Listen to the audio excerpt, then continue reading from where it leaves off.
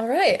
I guess we can get started. We have a lovely interview for you today here for Black History Month. The ITA Student Athlete Council, not sure if you've heard of it, it's just a bunch of student athletes who represent and advocate for the voices of the tennis players playing for college. So we are doing an initiative where we like to highlight some influential players for Heritage Months every single month. So we are Awesome. really, really hoping that you would want to do this interview with us. So we're really glad to have you here. Thank you for thinking of me. I really appreciate it. I have a lovely introduction of you for anyone who might be watching this interview later on. So, Savannah is a senior at Pepperdine University. You're studying business administration. She is an accomplished collegiate tennis player with a stellar track record of achievements. Her accolades include junior ITF titles, as well as being named the 2024 WCC Player of the Year, 2022 ITA Southwest Region Rookie of the Year, and 2022 ITA Southwest Regional Singles Champion. She's been a fixture on the all WCC teams, earning first team honors for 2 years in singles and 3 in doubles. On top of that, Savannah is a 5-time ITA All-American, earning honors in both singles and doubles from 2022 to 2025. Savannah's consistency extends beyond the court as reflected in her academic achievements, including WCC All Academic Honorable Mentions and WCC Commissioner's Honor Roll from 2022 to 2024, and recognition as a Pepperdine Scholar Athlete. With a formidable college career and numerous honors, Savannah has cemented her legacy as one of the most decorated players in college tennis. So thank you so much for being here with us today. Yeah, thank you. It's a Thank huge you. honor. And thank you so much, Marielle, for that introduction. That was lovely. And I guess to kick things off, obviously you go to Pepperdine and me and Marielle were before this, we were actually talking a bit about it and we're like, wow, like we really wanted to learn all about your college experience, all the cool things that you do. So I guess a question to kick off for you is what really like inspired you to pursue college tennis? Wow. I think the biggest thing was my mom played college tennis for TCU back in the day, and she's currently a tennis coach. And then I have an older brother, Grayson, who played college tennis as well for Notre Dame. He graduated in 2019, I believe.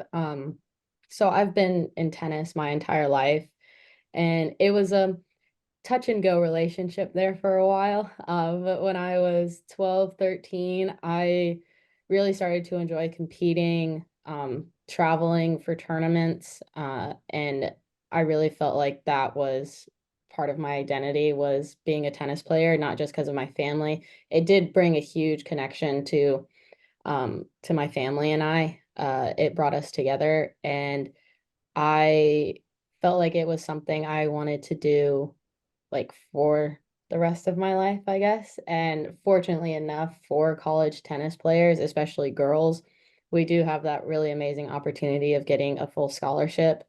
And in all honesty and transparency, that was probably like the only way I was going to be able to go to college was if I was playing tennis to be able to afford to go and get a really good higher education was through tennis. But it also helped that I love playing the sport so much. Perfect. That's Thank you. beautiful. Yeah. I know you mentioned your mom a little bit earlier. The next question we have for you is who were your biggest role models along the way and how did they influence your career? My biggest role model is my brother. I have said it my entire life and I will continue to say it. And he is going to take all the credit for my tennis success, as he should. He has taught me a lot, intangibles within tennis, but also the things that I can take into college tennis to make me the best college tennis player I could be. And he really paved the way for how I approached my tennis career. We did take a little separate paths just based off the coaching we had. He went the more USTA route, and I went more the ITF route. But regardless of the paths that we took, there were still a lot of things that he taught me. And I've always looked up to him, and I still do, even though he doesn't play tennis anymore. The commitment and dedication he has in his job now really inspires me to work the way I do day in and day out on the court and in the classroom. That's a great answer, and kind of like a bit adding on. So like for me personally, my biggest inspiration at least was my dad growing up, and I took parts of his game. So I know like he loved to go to the net. He was like a very big volleyer, and like once college, I started like loving going to this that thing. So I really took that part of him. Do you feel like there was like any parts of your game where like you really like saw your brother do well and like you just really want to take it for yourself? Yeah, I love doubles, and I would say I'm a decent doubles player, and my brother was an amazing doubles player, and he taught me how to play doubles, or he didn't like specifically teach me, but I learned through watching him and the things that he did well, that I was like, okay, I want to do that. And I see it translate to how I play on the court is that I play more of a, I would say, a guy's style of tennis. And I think that has a lot to do with watching my brother compete for all those years. He's 6 years older than me. So I was watching him for the majority of my life before I actually started playing tennis or playing tournaments. And I feel like a lot of what he does, I kind of took it into my game. We both have big serves, big forehands. We can play at the net, but we're also fast on the court. One of his biggest assets when he played tennis was his movement and his speed. It was so hard to get a ball past him. And he is still, or he's not faster than me anymore, but he was for a very long time because he stopped playing. So he's not as fit as he used to be. But I took that and I was like, all right, they're going to have to hit 7, 8 shots to get the ball past me or to like win the point. So there were a bunch of things that I took from his game that I implemented into mine. That's awesome. Thank you. And Savannah, you're a senior now at Pepperdine, and it's a good segue into kind of our next question. What has been the most rewarding part of your college tennis experience so far? If you had to pick one, I know it's difficult, but Oh if you wow, had the to most pick rewarding like part. the most Oh, rewarding. um, I would say the teams I've had in the past, I was always the youngest. I was the only freshman that came in, and then we didn't have another freshman come in till my junior year, so last year. Um, and I've had great role models on my teams, the best teammates, and I learned a lot about college tennis, but also specifically Pepperdine women's tennis because I would say we're a really special program. Um, they taught me what it means to be a Pepperdine women's tennis player. And I think the most rewarding part is that this year I'm the only senior and the only upperclassman. We have 6 freshmen and 1 sophomore. And I would say I'm really grateful and really inspired to be able to show them what it means to be a Pepperdine women's tennis player and just let our culture and our standards and our expectations pass that on to them. So our legacy continues and our standards and expectations and our culture spread beyond the years of the teams I've had. That's awesome. That's great to hear. That sounds like an amazing experience. It is. Okay. Our next question is, were there any unique challenges you faced as a Black athlete in tennis, and how did you overcome them? I would say that a lot of tennis players, you don't see a lot of Black tennis players because and I'm not completely sure as to why that is. A lot of people call tennis like a country club sport, and it's not predominantly for people of color. And I guess some of the unique challenges is that I'm not the only Black tennis player on the team now, but I was in the past. And that's a challenge in itself because I feel like there are a lot of eyes on me, and how I act, how I represent our school, and how I carry myself on the court. But rather than letting that like be a daunting part on my game or like my spirit, I I let it empower me and show that girls in my position when I was 12, 13, 14, like, hey, it doesn't matter what you look like or who you are, you can achieve anything you want to achieve. Um, and I really hope I can do that for the rest of my career, because I do plan to play professionally after I graduate.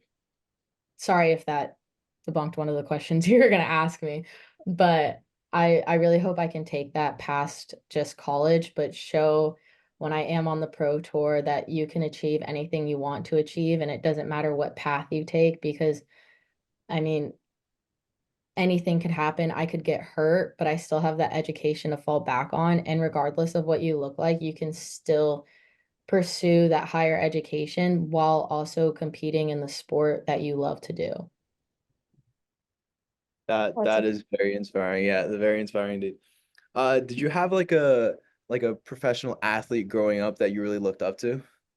I mean, I feel like a very typical answer is Serena, but Mhm. I mean, that's who I was watching growing up was Serena and Venus and the things they did for not just for tennis as a sport, but for the Black community, especially Black girls, the inspiration that they gave us and showing the things that I want to do, um, for our culture is what they did, and I just want to continue that legacy. Right now, I love watching Madison Keys, so I'm really happy she's in the Aussie Open finals.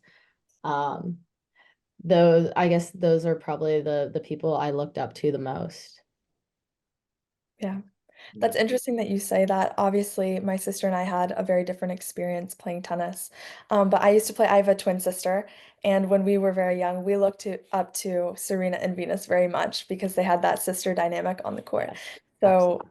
even, all young girls, Yes, it was normal for us, and it has done so much, I think, for everyone to see that kind of representation in tennis. It's absolutely. And I think it even speaks more to the fact that they were able to impact people beyond those that looked like them. And that just shows like how amazing that they actually were, not just as the in their sport, but also as human beings, that they were able to inspire so many people. Mhm. I know you spoke to a little bit your experience maybe being the only Black player on your team in the first years you were at Pepperdine. Um, what are some ways you would suggest that might make tennis feel more inclusive or supportive of athletes from diverse backgrounds? I would say I have pretty close friends across all schools across the country, and most of them I would say are people of color, not necessarily Black people, but people from all backgrounds. And I think those relationships that we created in juniors, but also continued to create while we were in college, even though we were far away from each other, I think leaning on those people that you have that also come from different backgrounds is a huge, huge help. And it makes you feel more connected, but also keeps you like it comforts you in the sport and in the environment that you're in. And also, I've found a lot of comfort within the other athletes at Pepperdine because our school population isn't that diverse, but our student athlete population is.